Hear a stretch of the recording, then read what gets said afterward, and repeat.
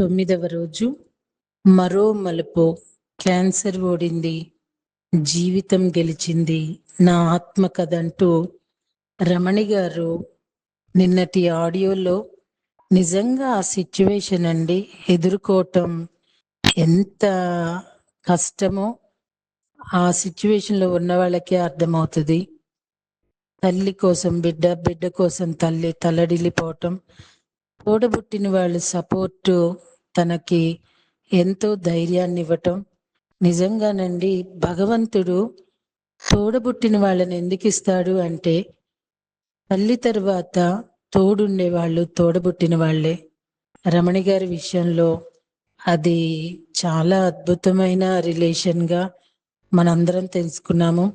ఇటీవల కాలంలో ఆస్తుల కోసం ఎలాగ కొట్టుకుంటూ రోడ్డుకి ఎక్కుతున్నారో తోడబుట్టిన వాళ్ళు, ఇలాంటి చదివి విని వాళ్ళు ఎలాంటి పని చేస్తూ జన్మనిచ్చిన తల్లిదండ్రులకి ఎంత వేదన కలిగిస్తున్నారో తెలుసుకోవచ్చు. నిజంగా చాలా అద్భుతంగా ఉంది.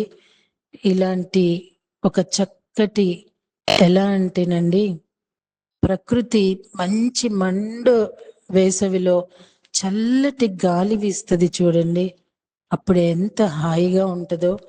నిన్నటి ఆడియో అంత హాయిగా అనిపించిన నేపథ్యంలో అలా ఒకే హాస్పిటల్లో అలా కలవటం అనే విషయం నిజంగానండి, ధ్యానం చేస్తే ఏదైనా ఎదుర్కోగలము అన్నదానికి అద్దంలాగా ఉన్నారు రమణి గారు, అమ్మ మణి గారు. కాదనగలరా మరి? ఈరోజండి బ్రహ్మానందాన్ని సాధించాలి అంటూ ఇలా చెప్తున్నారు. బ్రహ్మానందాన్ని అంటే బ్రహ్మం సర్వవ్యాప్త పరమాత్మ, పరబ్రహ్మతో ఏకత్వంలో ఉండే పరమానంద స్థితి. మనస్సు, బాధలు, భయం, అహంకారం అన్నీ కరిగిపోయిన స్థితి. ఇక్కడ నేను చాలా ముఖ్యమైన విషయాన్ని పంచుకోవాలి అందరితో. అదేంటంటే, నా కోసం నేను తెలుసుకునే సమయం వచ్చేసిందని నాకు ఇంపార్టెంట్ ఇచ్చుకుంటూ నాకు ఇష్టమైన పని చేయటంలో ఆనందం. మన కోసం మనం బ్రతకటం అంటే ఇష్టమైన పనులు చేయటం. ఇష్టమైన పనులు చేయటం అంటే నాలో ఉన్న సామర్థ్యాలు ఏంటి, నాలో ఉన్న బలహీనతలు ఏంటి, నాకున్న అవకాశాలు ఏంటి, నాకున్న భయాందోళనలు ఏంటి అనేది నేను తెలుసుకోవాలి. నా బలం తెలుసుకొని దాని మీద ఫోకస్ చేయాలి. అంటే నేను ఎవరు అనేది నన్ను నేను తెలుసుకోవాలంటే నేను నేనుగా మారాలి. నా లోపల ఉన్న బ్రహ్మానందాన్ని శోధించాలి. జీవితాన్ని సంపూర్తిగా అనుభూతి చెందాలంటే జీవితంలో ప్రతి క్షణం లోపల జీవం ఒక విస్ఫోటనలా జరగాలి. అప్పుడు శరీరం మేధస్సుని ప్రతిదానిని పూర్తి సామర్థ్యం మేరకు వినియోగిస్తాము. చెయ్యలేమనుకున్న పనులు మొదలు పెడతాము. వీటికి కావాల్సింది దేహాన్ని దేవాలయంగా మార్చుకోవాలి. ఇంత అద్భుతమైన వాతావరణం, సానుకూల ఆలోచనలు, వీటన్నిటికీ సమయం ఎంతో అవసరం. ఇంకా జీవితంలో వ్యాపారంలో పరుగులు పెడతాను, క్షణం తీరిక లేకుండా ఉంటాను అంటే కుదరదు అని 3-4 సంవత్సరాల క్రితం అర్థమైంది. అందువల్ల నా బ్యూటీ క్లినిక్ మీద నాకు ఇంట్రెస్ట్ తగ్గిపోయింది. ఏదో కోల్పోతున్నాననే తెలియని వేదన వెంటాడుతోంది. ధైర్యం చేసి నేను నా క్లినిక్ ని క్లోజ్ చేస్తానని చెప్పలేకపోయాను. ఆధ్యాత్మికంలోకి వచ్చి అన్నీ వదిలేస్తారా, చక్కటి వ్యాపారాన్ని వదులుకుంటారా అని 10 మంది అంటారు అని చాలా సతమతము అవుతుండేదాన్ని. ఇప్పటి వరకు చేసిన వ్యాపారం, పిల్లలు చదువులు, పాప పెళ్లి, బాబు చదువులు ఎంత కరెక్టో, ఇప్పుడు ఇక ముందు ఏది అవసరమో నా పూర్ణాత్మకి తెలుసు. అంటే పూర్తిగా ఆధ్యాత్మికమా లేకుంటే విశ్రాంతి అవసరమా, ఇక నా జీవితం ఎలా మలుపు తిరగబోతోంది అన్న సందిగ్ధంలో సతమతమవుతూ ఉన్నాను. అమ్మ చైతన్యం ఎంతో అవసరం. ఎప్పుడూ నాకు ఒంట్లో బాగోకపోయినా మా అమ్మ నన్ను కంటికి రెప్పలా చూసుకుంటూ ఉండేది.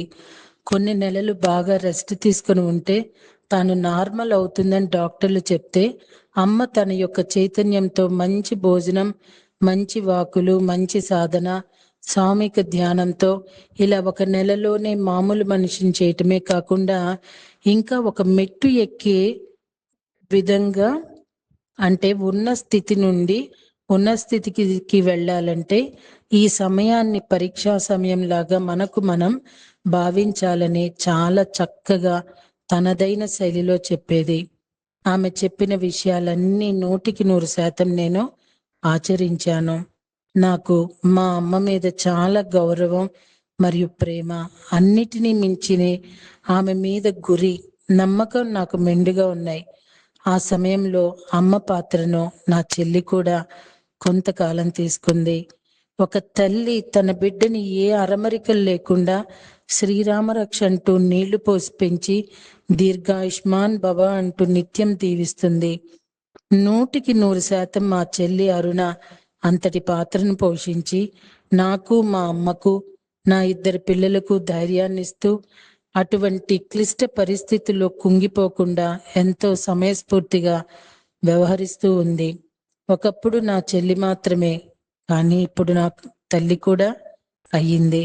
ఆ సమయంలో మా చెల్లిని చూస్తుంటే తామరాకు మీద నీటి బొట్టులా ఉండటం గమనించాను. అంటే అటాచ్మెంట్ విత్ డిటాచ్మెంట్. ఎక్కడ అటాచ్ కావాలో, ఎక్కడ డిటాచ్ అవ్వాలో తనకి బాగా తెలుసు. ఎందుకంటే ఆమె కూడా మహాధ్యాని. నిత్య సాధనలో ఉంటూ బ్రహ్మర్షి పత్రిజీ యొక్క లక్ష్యాల కోసం ఆధ్యాత్మిక బాటలో ప్రయాణిస్తూ ఉంటుంది. పరస్పర సంబంధాలు మనసుల్ని కలిపే వంతెన, అది జీవితం. జీవితాన్ని అందంగా నడిపించే 2 చక్రాలు. ఇక్కడ నేను పాఠకులకు మరో విషయం చెప్పకపోతే ఈ మరో మలుపుకి న్యాయం చేకూర్చిందని అవ్వను. ఎందుకంటే ఎవరికైనా ఏమనిపిస్తుందంటే బాగానే ఉంది కదా, కుటుంబ సభ్యులు డాక్టర్లు అందరూ అంత పాజిటివ్గా ఉండేటప్పుడు ఏమైనా సాధ్యం. కాబట్టి ఎంతో అద్భుతమైన వాతావరణంలో నాకు కలిగిన శారీరక రుగ్మత క్యాన్సర్ అయినప్పటికీ తగ్గించుకోవటం సులభమే అని, కానీ ఇక్కడ నేను చెప్పే విషయం ప్రతి ఒక్కరూ అర్థం చేసుకోవాలి. ఏ కుటుంబంలో అయినా భార్యాభర్తల మధ్య చిన్న చిన్న గొడవలు, మనస్పర్ధలు, భయాలు, కోపాలు, తాపాలు అన్నీ ఉంటాయి. కానీ ఎందుకు, ఏ కారణంగా అవి ఉన్నాయి అని మనం కొంచెం లోతుల్లోకి వెళ్ళాలి. లోతుల్లోకి వెళ్ళాలంటే మనకు ఆత్మజ్ఞానం ఎంతైనా అవసరమని నేను బల్లగుద్ది చెప్తున్నాను. ఎందుకంటే నాకు ఆత్మజ్ఞానం లేనప్పుడు, ధ్యాన సాధన లేనప్పుడు ఇంట్లో జరిగే చిన్న చిన్న మనస్పర్ధలు, కోపాలు, తాపాలకి నేను బాగా స్పందించటం అంటే బయటకు రియాక్ట్ అవ్వటం నా మనస్తత్వం కాదు. ఎవరిని ఎదిరించే శక్తి నాకు లేదు. డామినేటివ్గా ఉండే వ్యక్తిత్వం కాదు. దానివల్ల ప్రతి చిన్న విషయానికి, పెద్ద విషయానికి చాలా బాధపడిపోతూ మనసులోనే దాచేసుకుంటూ ఆ బాధని ఎంతో సహనంతో భరించాలి అని అనుకునేదాన్ని. భార్య కానీ భర్త కానీ మనకి ఎన్నో నేర్పిస్తారు. భర్తలో కానీ భార్యలో కానీ గురువు ఉంటాడు. ఆయనకు మనం భర్తగా అనుకుంటే ఎప్పుడూ గొడవలు, చికాకులు, కోపాలు, మనశ్శాంతి ఉండదు. ఆయనలో ఒక గురువు ఉన్నాడు. గురువుగా మనకన్నీ నేర్పిస్తున్నాడు. ఆయన మాత్రమే మనకు నేర్పించగలడు. కేవలం భర్త, పిల్లలు మాత్రమే మనకి గురు రూపంలో నేర్పించగలరు. అది ఎప్పుడు తెలుస్తుందంటే ఒక స్త్రీ కానీ పురుషుడు కానీ ధ్యాని అయినప్పుడు మాత్రమే. వారి యొక్క భాగస్వామితో బాధలు పడుతూనే వాటిని ఛాలెంజింగ్ గా తీసుకుంటారు. వాళ్ళల్లో గురువు ఉన్నాడని, వారు ఆ విధంగా ప్రవర్తించటం మనకి నేర్పించడానికి అని ముఖ్యంగా మనం అర్థం చేసుకోవాలి. నేను ధ్యానంలోకి వచ్చిన తర్వాత అదే అర్థం చేసుకున్నాను. ఇక్కడ నేను పడిన బాధ పెద్దగా చెప్పుకోవలసింది ఏమీ లేదు. కాకపోతే ఆడవాళ్ళంటే ఇలాగే అణిగి మణిగి ఉండాలి. ఒక్క మాట బయటకి చెప్పకుండా అన్నీ చేసుకుంటూ వెళ్ళిపోవాలి. ఎంత బాధైనా తన మనసులో అణుచుకోవాలి. భర్తని గౌరవప్రదంగా చూసుకోవాలి. ఆయనను ఎల్లప్పుడూ ప్రతి నిమిషం కూడా మనం గౌరవంగా చూసుకోవాలి. అత్తవారింట్లో అమ్మాయి అణుకుగా ఉండాలి. ఏ కష్టం వచ్చినా పెదవి విప్పి చెప్పకూడదు, భరించాలి. అది భరించగా భరించగా అదే ఒక మంచి వాతావరణంగా మారుతుంది. ఇట్లాంటివన్నీ అమ్మ ద్వారా నాకు నాటుకుపోవటంతో అలాగే తూచా తప్పకుండా పాటించటం అలవాటైపోయింది. మనస్సు లోతుల్లోకి వెళ్ళగలిగితే వివాదం ఎందుకు అవుతుందో కాదు, ఏమి నేర్పించాలనుకుంటుందో తెలుస్తుంది. ఆత్మజ్ఞానం ఉన్నప్పుడు మనం వినగలుగుతాము. అప్పుడు సమస్యలు మౌనంగా వెళ్తాయి. ఇంట్లో పిల్లిలా జీవించా, వృత్తిలో పులిలా పోరాడా. సౌమ్యంగా జీవించే శక్తిగా నిలిచిన ప్రతి మహిళా అనుభవం ఇది. మృదుత్వం వారి సహనం, కాని పోరాటం వారి సమర్థత. ఒక ఎంఎన్సి కంపెనీలో ఉద్యోగం చేస్తే ఎంత సంపాదిస్తామో, ఆ ఉద్యోగంలో ఎంత అనుభవం పొందుతామో, ఎంత మందికి ఉపాధి కల్పిస్తామో, ఇంట్లో ఉంటూనే అవన్నీ నేను పొందుతూ ఇంట్లో పిల్లిలాగా, వృత్తిలో పులిలాగా ఉండేదాన్ని. కానీ ప్రపంచం నాకు పరిమితమైంది. నా బ్యూటీ క్లినిక్ నా ప్రపంచంగా భావించాను. అందరూ నా దగ్గరికి సర్వీస్ కోసం వస్తుండటంతో నేను ఎవరి దగ్గరికి వెళ్లాల్సిన అవసరం తలపెట్టలేదు. అందుకే బయట ప్రపంచంతో సంబంధం తక్కువైపోయింది. బ్యాంక్, షాపింగ్, బహిరంగ బాధ్యతల్లో నేను జీరో అయితే, అదే సమయంలో ఆధ్యాత్మికత అనే అర్థవంతమైన లోకంలోకి అడుగుపెట్టాను. గురు సాంగత్యం, సద్గురు మాటలు, స్వాధ్యాయం ఇవన్నీ నాకు జీవితం మీద కొత్త చూపు ఇచ్చాయి. ఇప్పుడు బాధలు కొత్త అర్థంతో నిండిపోయాయి. పక్కన భర్తను భర్తగా కాకుండా భగవంతుడిగా చూడటం నేర్చుకున్నాను. అతని కోపం పరీక్షలు కనిపించింది. అతని మౌనం సందేశంలా అనిపించింది. అతని తాపం నా ఆత్మను మెరిపించే అగ్నిలా మారింది. ఇప్పుడు నాకు తెలిసింది, ప్రతి బాధ వెనుక బోధ ఉంటుందని, ప్రతి బంధం వెనక భగవంతుడు ఉంటాడు. భర్తని భగవంతుడిగా చూస్తే జీవితం ఒక దేవాలయం అవుతుంది. మంచి కష్టాలు. కష్టాలు మనల్ని పరీక్షిస్తాయి. అవే మన విజయానికి దారులు చూపిస్తాయి. రేడియేషన్ అంతా పూర్తయిపోయింది. ఇంకా సర్జరీకి రెడీ అవుతున్నాను.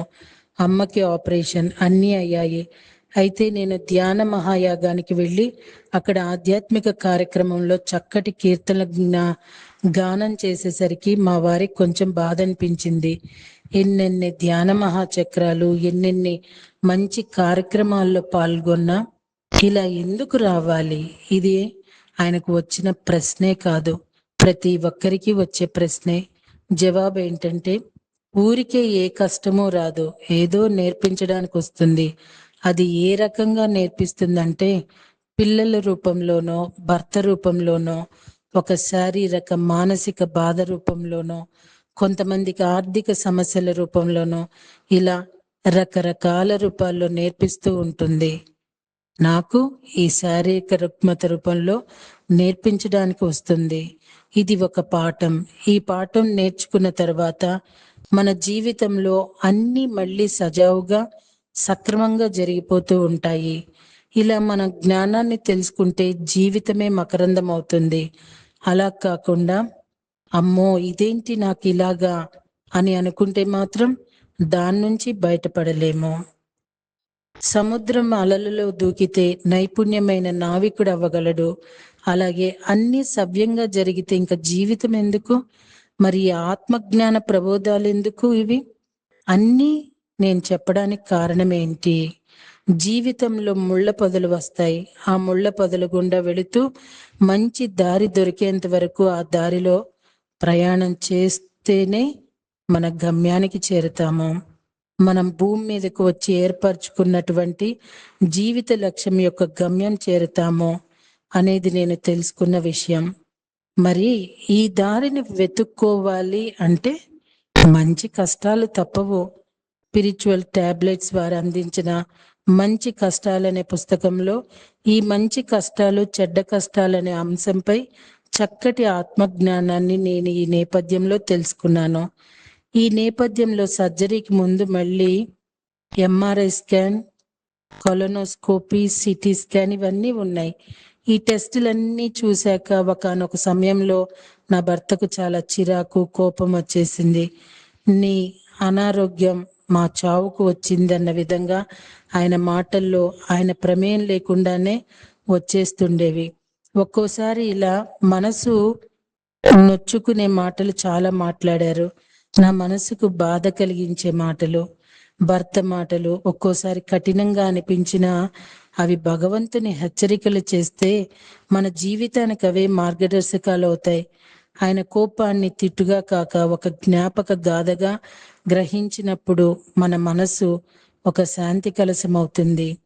జీవితం అనే బాటలో పూల బాటతో పాటు ముళ్ళ బాట కూడా ఉంటుంది. దాటుకుంటూ వెళ్ళాలి.